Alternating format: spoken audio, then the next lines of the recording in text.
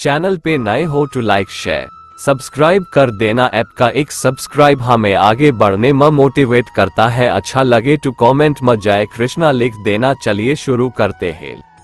इस कथा को जो पढ़ेगा उसे 84 लाख योनियों से मुक्ति मिल जाएगी। तारांकन। एक बार की बात है कि यशोदा मैया प्रभु श्री कृष्ण के उलाहनों से तंग आ गई और छड़ी लेकर श्री कृष्ण की ओर दौड़ी। जब प्रभु ने अपनी मैया को क्रोध में देखा तो वह अपना बचाव करने के लिए भागने लगे। भागते भागते श्री कृष्ण एक कुम्हार के पास पहुंचे। कुम्हार तो अपने मिट्टी के घड़े बनाने में व्यस्त था, लेकिन जैसे ही कुम्हार ने श्री कृष्ण को देखा तो वह बहुत प्रसन्न हुआ। कुम्हार जानता था कि श्री कृष्ण साक्षात परमेश्वर है। तब प्रभु ने कुम्हार से कहा कि कुम्हार जी, आज मेरी मैया मुझ पर बहुत क्रोधित है। मैया छड़ी लेकर मेरे पीछे आ रही है। भैया, मुझे कहीं छुपा लो। तब कुम्हार ने श्री कृष्ण को एक बड़े से मटके के नीचे छिपा दिया।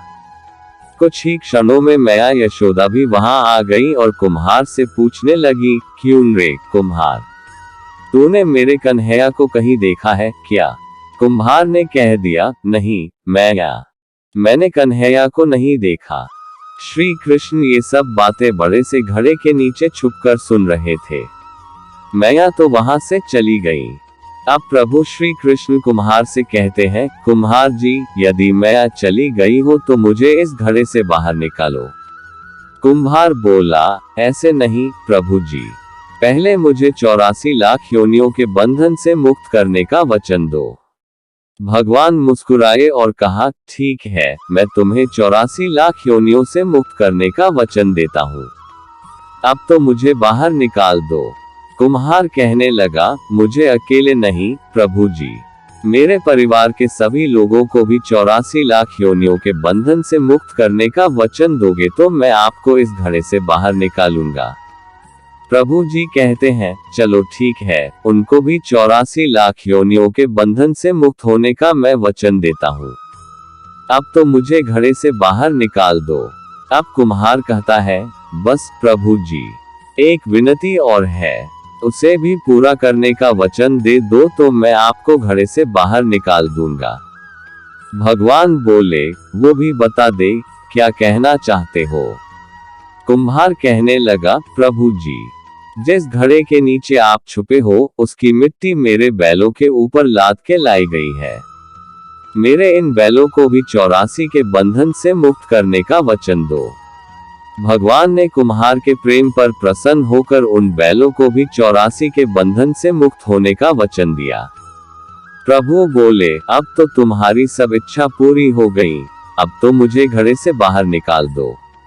तब कुम्हार कहता है, अभी नहीं भगवान, बस एक अंतिम इच्छा और है, उसे भी पूरा कर दीजिए, और वो ये है, जो भी प्राणी हम दोनों के बीच के इस संवाद को सुनेगा उसे भी आप 84 लाख योनियों के बंधन से मुक्त करोगे।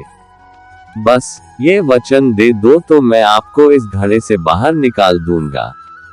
कुम्हार की प्रेम भरी बातों को सुनकर प्रभु श्री कृष्ण बहुत खुश हुए और कुम्हार की इस इच्छा को भी पूरा करने का वचन दिया। फिर कुम्हार ने बाल श्री कृष्ण को घड़े से बाहर निकाल दिया, उनके चरणों में साष्टांग प्रणाम किया, प्रभु जी के चरण धोए और चरणामृत पिया, अपनी पूरी झोपड़ी में चरणामृत का छिड़काव किया और प्रभु जी के गले लगाकर इतना रोए कि प्रभु में ही विलीन हो गए। जरा सोच करके देखिए, जो बाल श्री कृष्ण 7 कोस लंबे चौड़े गोवर्धन पर्वत को अपनी इकाई अंगुली पर उठा सकते हैं, तो क्या वो एक घड़ा नहीं उठा सकते थे? लेकिन बिना प्रेम रीझे नहीं नटवर नंद किशोर। कोई कितने भी यज्ञ करे, अनुष्ठान करे, कितना भी दान करे, चाहे कितनी भी भक्ति करे, लेकिन जब तक मन में प्राणी मात्र के लिए प्रेम नहीं होगा, प्रभु श्री कृष्ण मिल नहीं सकते।